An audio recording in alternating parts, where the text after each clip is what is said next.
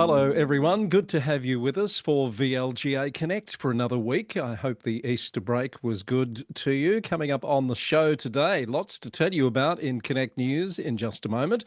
And I'll be joined by the Mayor of Kingston City Council, Georgina Oxley, who will talk to us about why Kingston is expanding its presence in aged care service delivery when many other councils are going in the other direction. And later, the Mayor of Gannawarra Shire Council, Garner Smith, will be here to discuss a number of current issues impacting his area, including the fuel crisis, renewable energy projects, and the Murray Darling Basin Plan review. That's all ahead on today's edition of VLGA Connect, sponsored by Hunt and Hunt Lawyers. First up, let's catch up on some of the latest VLGA Connect news. Industrial action has impacted a number of metropolitan councils in Melbourne this week. A 24-hour stoppage saw rubbish bins go uncollected in Hume, Marybeck and Darebin councils. It's part of a wider campaign for a multi-enterprise agreement across 8 councils, which is expected to see bans on other services in the coming weeks. Donna Nicholas has won the by-election to fill a vacant seat on Greater Bendigo City Council. After distribution of preferences, Ms Nicholas came away with 63.84% of the vote, according to the VEC. There were 8 candidates for the position, vacated when John McElrath resigned last November. The Latrobe City Council by-election is set for the 1st of August. Morwell River Ward voters will elect a replacement for Tracy Lund, who resigned last month. Close of nominations for the by-election is 12 noon on Tuesday, the 23rd of June. Maribyrnong City Council has lodged an objection to a ministerial planning application for an expansion of the Next DC data centre near Stony Creek. Mayor Councillor Mohammed Semra says the council understands the need for data infrastructure, but argues the proposal does not do enough to protect the creek corridor. Concerns include the scale of the buildings, overshadowing, and the impact on people who use the creek and nearby residents during construction. Baw Baw Shire Council is having a rethink of its aquatic and leisure centre operations, deciding in a confidential council session not to award a new management contract. It's discussing extending existing operations by 12 months with the current provider, YMCA Victoria, and reviewing future service options in the meantime.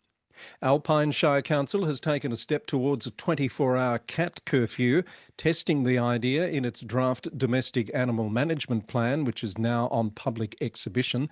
The curfew is proposed to help protect native wildlife and reduce unwanted litters of kittens. Surf Coast Shire has earned Eco-Destination certification from Eco-Tourism Australia, meeting global standards for sustainable tourism and environmental management. Mayor Councillor Libby Stapleton says the Surf Coast's world-class environment draws 2.6 million visitors a year, and the aim now is for slow, regenerative tourism that protects nature and delivers benefits year-round. Macedon Ranges Shire Council has decided to formally conclude its sister city relationship with Tokai City in Japan after more than 15 years.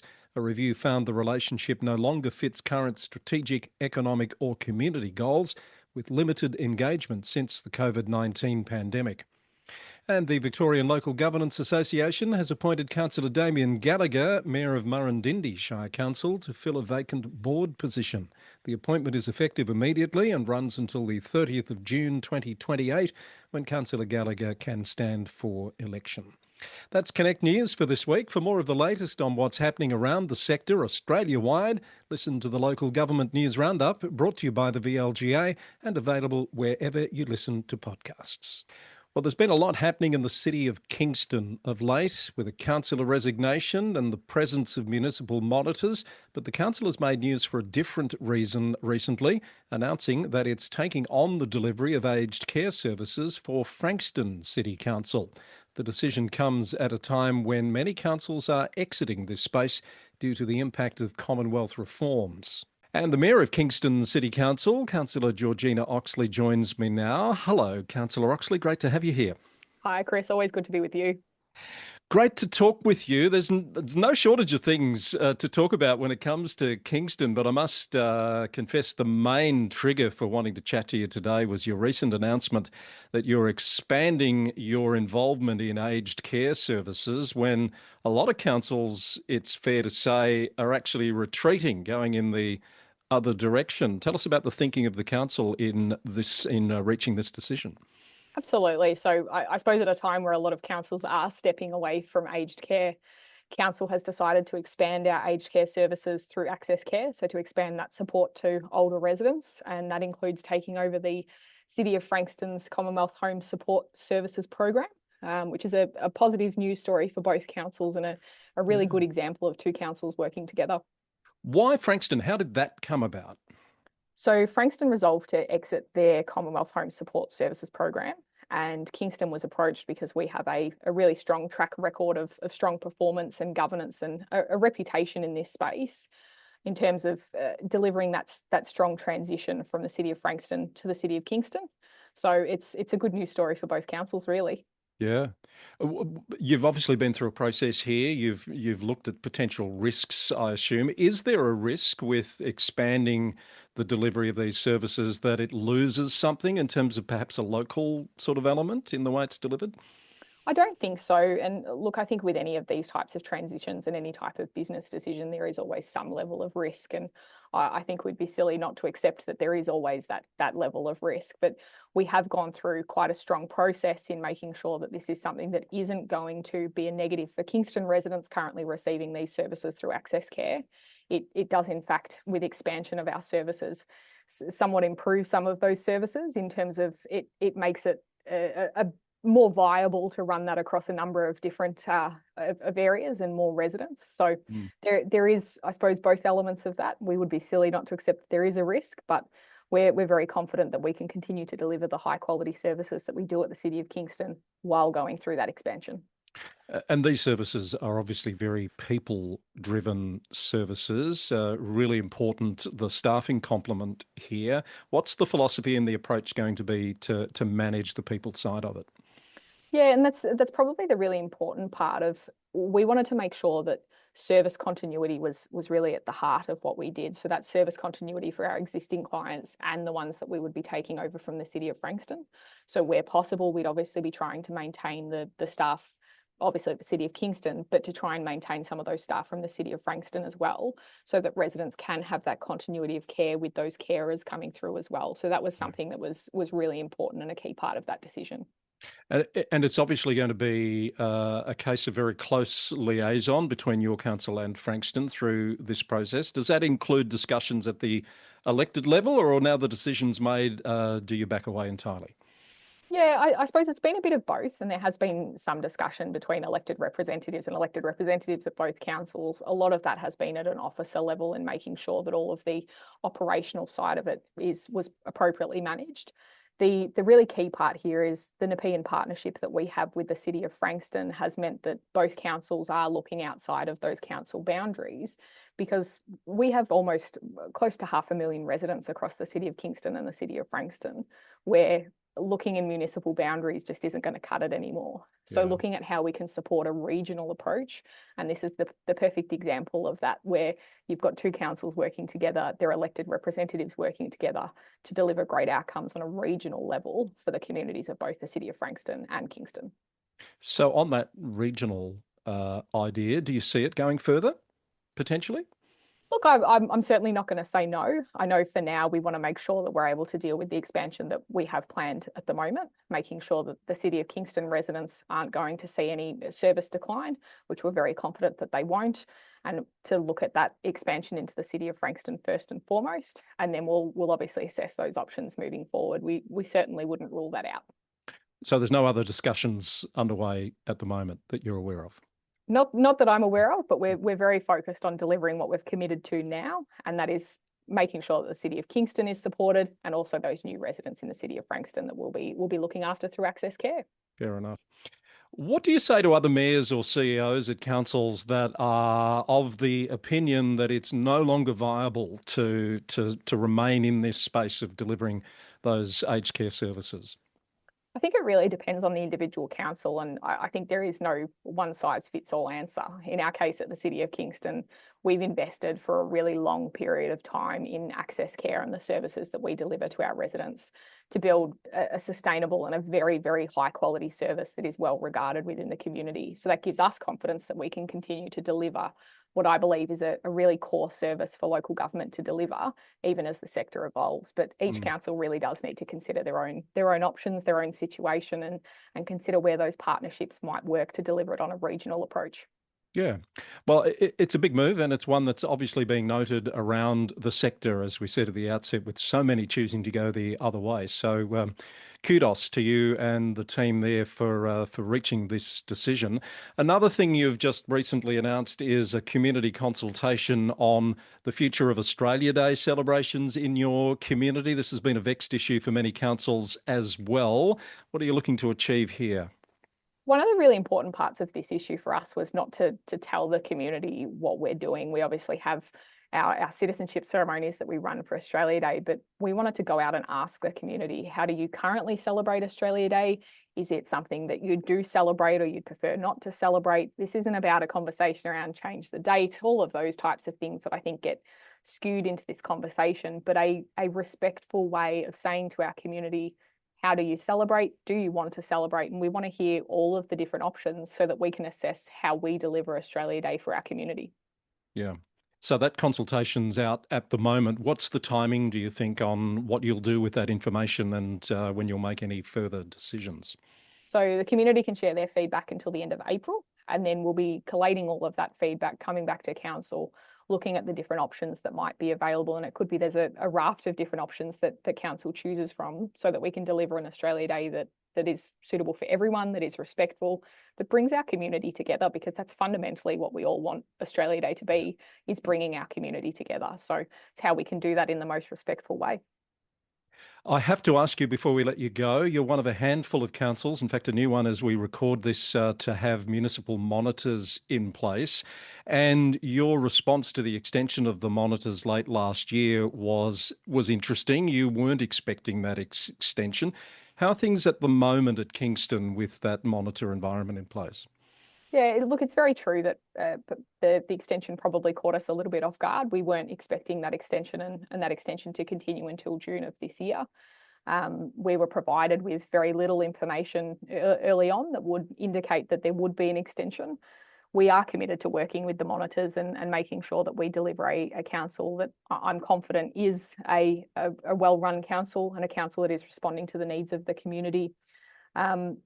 That's not to say that there aren't issues that always occur within councils. There are disagreements that occur within councils. I think every council across the state would be facing exactly those same things. But we are a council that is committed just to delivering for our community, monitors or no monitors. Yeah. How do you ensure that when you've got a situation like this, that it's not a distraction from being able to deliver the things you want to deliver and make the decisions that you need to make? It's a really good question, and I think it is a challenge. It certainly is a challenge, but there is what is at the heart of everything that we do is our community, and our community should be the people that we're making those decisions for. Every single decision we make is about our community, and that's what I keep every day. I remember that, and to make sure that everything that we do is focused on the betterment of our community. And I think if councils with monitors, my advice, continue to just focus on the community, everything else will happen, but that just needs to be first and foremost what we do always. You've had a councillor resignation. There'll be a by-election later in the year. I guess the question from some quarters, people are saying, it's another example of dysfunction at Kingston City Council. How do you respond to those characterisations? Look, I think, and as far as the resignation goes, councillors will make their own decisions. And I think often councillors, when they step into the role, there is a bit of mystery, I think, around what a councillor role entails until you actually get in and you do it. And I think that's a part of it. It is a challenging role. It is a role in an environment that is based on often, heated discussions and debate. So I think there's a special type of person I think that's required for a councillor role. And it's not for everybody. And I think people come in with the best of intentions to to really deliver for the community. And sometimes people's focus is elsewhere. People might want to spend a little bit more time with their family. People might have gone into a new role. I think it's not about dysfunction. I think it's just about people making different decisions for a life, a 4-year term, and things happen in people's lives that may make them step away. Fair enough. You're in your fourth non-consecutive year as mayor, but this recent period has to be, I don't want to put words in your mouth, perhaps a more challenging time than you've had to deal with in the past. How does that sit with you? Look, it has been challenging. There's no stepping away from that. It definitely has been a challenging time. I've learnt a lot, and we've been able to strengthen a lot of processes at the City of Kingston throughout this period of time. So I look at it as a positive in terms of being able to make sure that the community is better placed to deal with any type of challenges in the future. And I'm very confident that we've been able to better the council in this period of time, despite how challenging it may have been. Great to speak with you. Thanks so much for your time and for being open to discussing all of those issues that are happening in Kingston right now. Mayor Georgina Oxley, good to have you here. Thanks, Chris. Moving on now to a different part of the state, we're heading up to the Gannawarra, where energy, infrastructure and water management issues are at the forefront of the local council's advocacy. And the Mayor of Gannawarra Shire Council, Garner Smith, is with me now, first-time visitor to VLGA Connect. Councillor Smith, good to have you here. And it's good to be here, Chris. Thank you. Great to meet you. How are things in the Gannawarra at the moment? Well, they're pretty good at the moment. We've had quite a lot of rain in the last month, so it's got everything off to a good start. Things are looking green, so it's a very positive outlook for the rest of this season. As long as we can get fuel and fertiliser, I suppose that's going to be the big factor. Well, there's the thing. That's a fast-moving issue, and by the time this goes out, there may have been further developments. But is it really starting to bite there in what you're seeing and hearing from around the community? Oh, well, absolutely. Fuel's a big issue. I actually sell fuel. I've got a rural merchandise store, and we sell fuel. We can't get deliveries at the moment, Right. Which is an interesting story in itself, because there is plenty of fuel going around. It's just not coming to me, and a lot of the service stations in the area. So we are actually running dry, and I hear that fertiliser has taken a big jump too.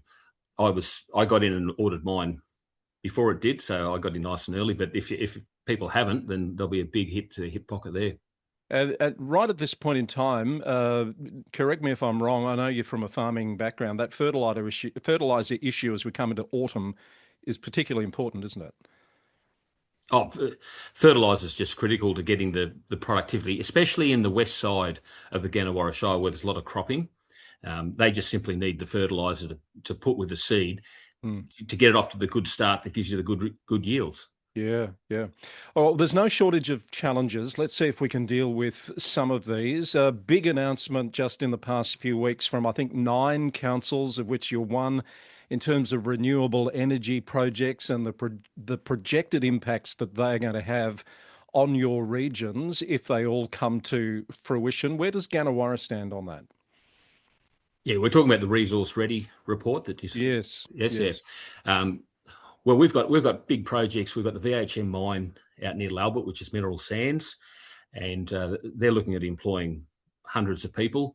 And then we've got the V&I West power line proposed to come through the council at this point in time, and also renewable projects. All these projects are going to require a lot of a big workforce, and even if it's in a temporary capacity for some projects as they're getting built. We've got to be able to house, even feed, look after these people so that the projects can be done efficiently and effectively. So Resource Ready identifies a lot of the issues that we face, even in our road infrastructure. We'll have a lot of heavy vehicles come through. It's going to be damaging to roads. So we need to be prepared and have a proactive approach to that to make sure that Gannawarra is left in a better situation. If these projects eventuate, rather than a worse situation, and also maintain ongoing benefits. We had Brent McAllister on the show a few weeks ago from Northern Grampians who ran through some of those issues for us. You mentioned jobs there particularly, and I know a flip side of that coin is youth retention is an issue for you in Gannawarra. Part of that probably is availability of jobs. Where are these workers going to come from? Well, they're going to have to come. There'll be a certain amount of workers that they hope to just retain in the area. So if we look at the VHM mine, they do talk about there are people in Gannawarra now that might fly in and fly out to, say, mines in Western Australia. So that'd be their first target for workforce, is trying to say, well, just come work locally rather than having to leave your family and leave the district. Yeah.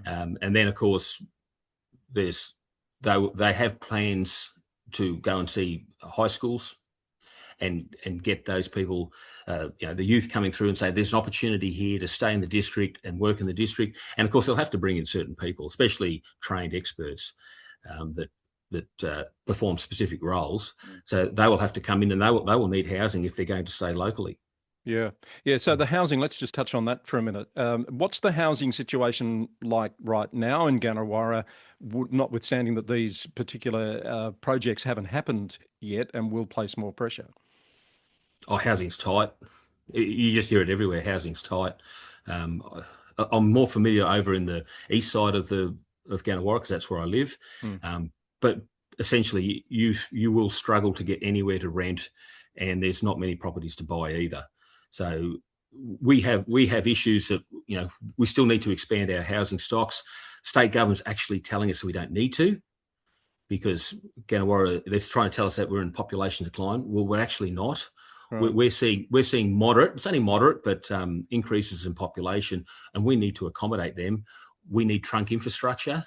We've got proposals to build housing estates in Gannawarra and from private enterprise, because they see the opportunity here, but they're facing against big issues with state government as far as planning goes, and then also in paying for trunk infrastructure. We're talking our sewerage, our water, roads, power connection, those sorts of things, just being a bit of a roadblock to getting some of these developments off ground. And some of them have been in the pipeline for years. And yet, when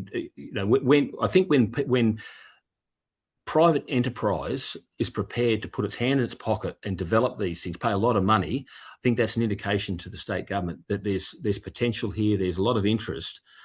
They just need cooperation and sensible assistance from the government to allow it to happen, and allow council to even allow it to happen, because we're very positive for it, but we just need the state government to and probably DECA and Regional Development Victoria to really identify the opportunities here and give us the support and the backup from the state government. So why that disconnect, do you think, Garner? The state's telling you you're in population decline. You know better. You're on the ground there, saying you've even got some moderate increases there. Why do you think that disconnect is there?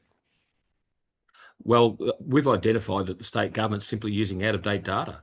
Right. Because look, we did have population decline, and that's related to the water issue, which I'm sure we'll talk about, and the Murray Darling Basin Plan.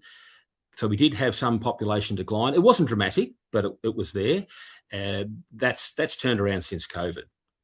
So while we've gone from moderate population decline, we've actually gone to moderate population increase now. And the state government seem to be using out-of-date data rather than the latest information, which we do keep supplying.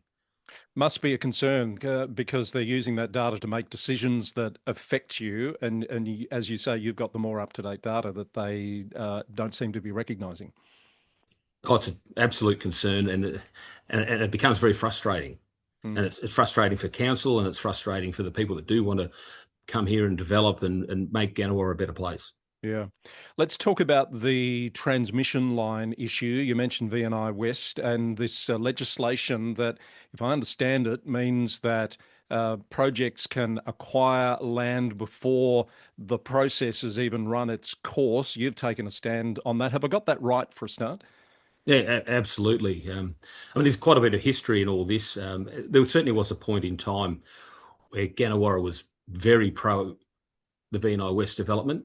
As a councillor, before I came mayor, I was of a very different opinion, simply because I didn't see the economic benefits for the area. We'd have a big power line that came through, went through people's properties that I'll just throw in here are just as important. Just because they're farming land doesn't make them any less important to, say, someone that lives in the city and there where they live. So that we're going to have this come through, and there might be a little bit of construction activity at the time. There just wasn't simply the benefits long term for economic development within Gannawarra. So, now, sorry, if I just go back to your question, because I do like to answer questions. Just specifically, what was it again? So it's really about the ability of these project proponents to access land before a proper process is, if I'm understanding the messaging that's been coming. Yeah, that's right. There was some legislation put through fairly quickly at State Parliament that allowed them to, I don't know if they're going to compulsory acquire land, but they are going to compulsory get an easement. Right. Which gives them access to that area, gives them rights over that piece of land without them actually owning it. But they've put it through where they don't have to finalise environmental studies, normal preliminary processes that government has to go through before it can go down the compulsory acquisition line. So that's got rushed through. We've been having meetings with Lily D'Ambrosio. Yes. And just to discuss what we want to get out of these projects if we are going to have to host them. And we actually went and saw her on this exact topic about concerns about compulsory acquisition and compulsory access about a week before, or I think it was even less than a week before these provisions came through Parliament. So she knew that was going on. And we went to talk to her about it, and we actually had no indication that they were going to then change the rules, which I must admit, I find a little bit disrespectful. It's very important that the government understands the importance of these projects and the impacts that it's going to have on our area. And I think there's a bit of a disconnect there, and that's something that we really do need to address. It must make you feel like a bystander to things that are just going to happen regardless of your view. It does, and that's one of the reasons why I have been working with the likes of Brent McAllister from Northern Grampians, and also the other councils along the route, which is, of course, is Bull Oak and Loddon. And we've got a good understanding with those councils. And I think we need to just keep working together as a group to say we need to have some input in this. At the moment, planning is completely out of our control. It's all done at the state government level. And we are actually having a lot of difficulty getting that cut through to the state government to educate them on what's important to us. Yes, we do get, say, Vic Grid come and see us, and they give us briefings, but it's a little bit more they're just talking at us. They're doing to us than working with us. Yeah. And I'm not saying they're not trying, but at the end of the day, they've got their agenda and they're going to do it, and that is pretty obvious. And we need to stand up for our community at a council level, and we need to make sure that our whole community, the farmers are properly compensated, the community gets the long-term economic benefit from this sort of development. And at this point in time, we are struggling. We have proposals. I've been very big on a proposal to give us cheap electricity, because if we're going to host transmission infrastructure, we're going to host renewables. I say, well, that's a competitive advantage because we have the land. I keep getting told we actually have special sunshine, and and particularly cooperative breeze. So for solar panels and turbines, so we're special. I say, okay, well then we have this economic advantage. We should be able to benefit from that. Yeah. And I'm just saying that we should be able to use the transmission and distribution systems free of charge. And that will give us a competitive advantage. Makes perfect sense. So special sunshine and cooperative breeze. I like that. That's it. Before we leave state issues, it is a state election year, and there's a lot there, obviously, for you to unpack and be across. Where do you focus your energies in a state election year to try and get best bang for buck in terms of outcomes? Well, there's always the old chestnuts of we want good funding for roads. And our highways need maintaining properly, because in a rural community, roads are the absolute lifeblood of what goes on. And our I would actually say our local roads are reasonably well looked after by council. That's a bit of a plug for us. And satisfaction seems to be good on that. Where satisfaction is down is those state roads, getting between towns, the important truck routes. They're just not good enough. Issues like V&I West and the trunk infrastructure, which I've already talked about, we need those inputs so that we can keep maintaining a vibrant and proud community, which is important for everyone in the state, that a productive area like Gannawarra is actually looked after, so that we can keep producing and keep contributing to the Victorian economy. Bring me up to speed here, because I haven't checked lately. The state seats in your council area, are they in play in a state election, or have you got safe margins there? Oh, well, we're Murray Plains. So Peter Walsh, who was the leader of the opposition, or the National Party, sorry, that is a very safe seat. We're probably expecting One Nation to stand, and there's been no announcement yet. I think that will create a very interesting situation. We've also got the situation where the Liberal Party can stand in Murray Plains because of the coalition agreement, because Peter Walsh is retiring.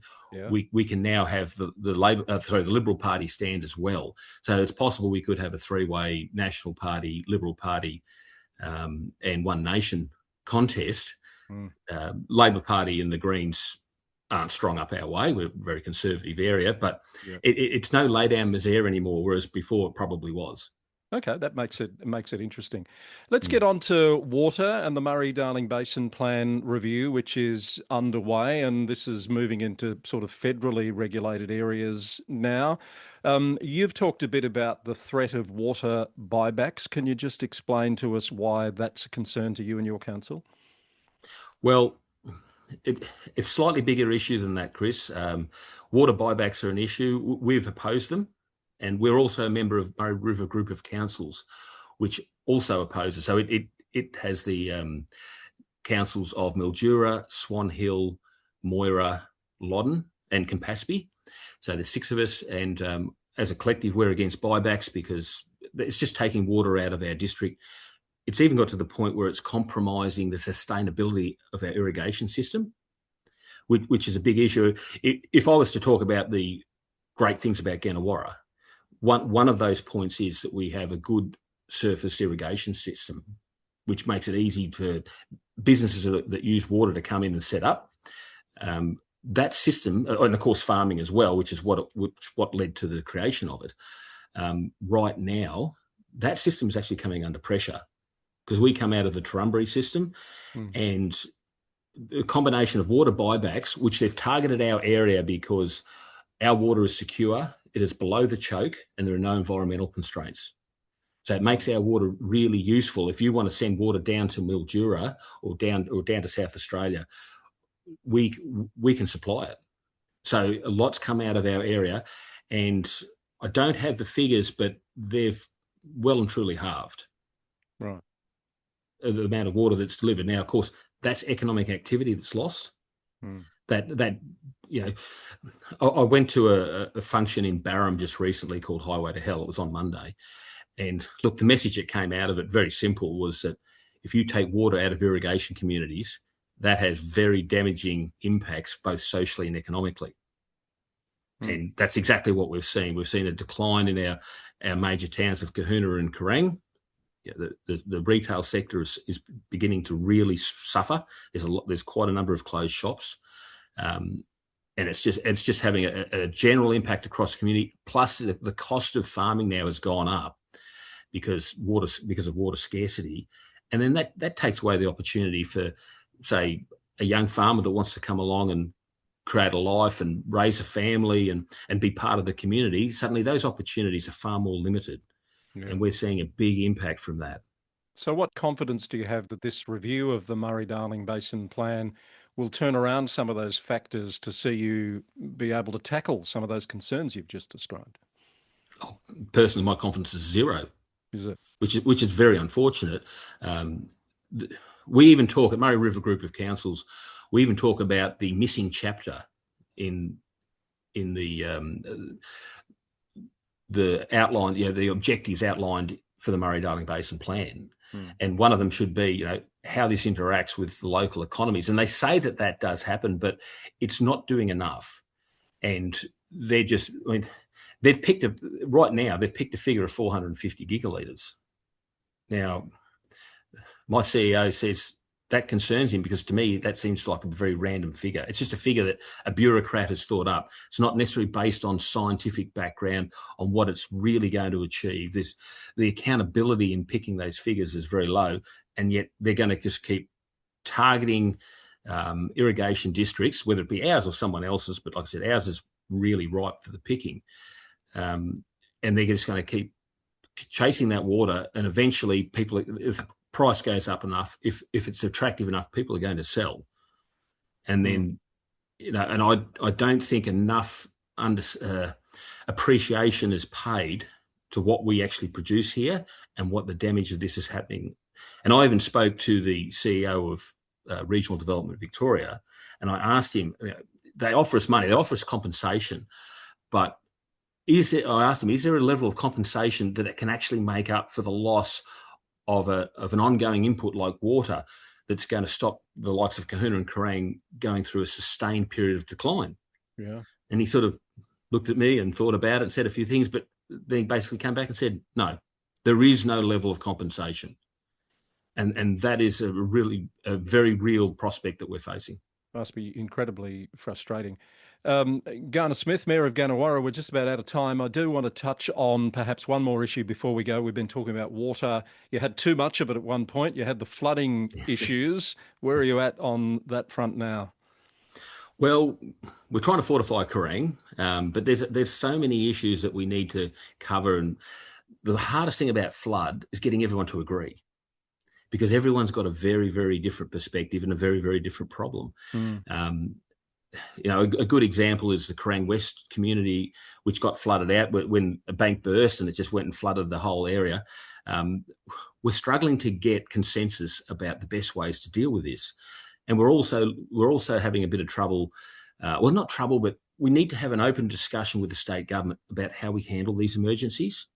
Mm-hmm. So, for example, when we know that the floodwaters are coming, so there's a lot of rain in central Victoria, we know they declare an emergency around, say, Bendigo.